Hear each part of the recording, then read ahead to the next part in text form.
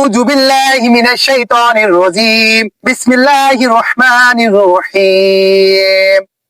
মানুষ যখন মারা যায়, মারা যাওয়ার পর যখন কবরে রাখা হয়, কবরে রাখার সময় বলা হয় আল্লাহর নামে রসুলের দলে উঠে দিয়ে আসলাম। আপনি কার আল্লাহর নামে রসুলের দলে উঠে দিয়ে আসলেন? একটা বার কি চিন্তা করে দেখেছেন এই লোকটি হায়াতের জিন্দেগিতে কেমন ছিল?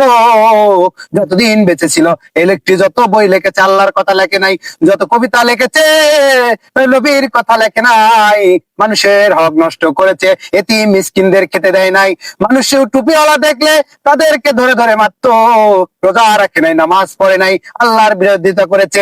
মোট কথা হচ্ছে এই লোকটির হায়াতে জিন্দেগি যতদিন ছিল তার একটা মুহূর্ত, একটা সেকেন্ড আল্লাহ ও তার রাসূলের কাজে আসে নাই। আর লোকটি মারা গেল, মারা যাওয়ার পরে তো বলে আসলে আল্লাহর নামে রাসূলের দলে উঠে দিয়ে আসলাম। এবার প্রশ্ন আপনাদের মাঝে, বলেন তো ভাই, বিশ্ব নবী হযরত মুহাম্মদ সাল্লাল্লাহু আলাইহি ওয়াসাল্লামের কি দায় টাকা পড়েছে তার পচা দেহটা কান্দে করে নিয়ে ঘুরবার?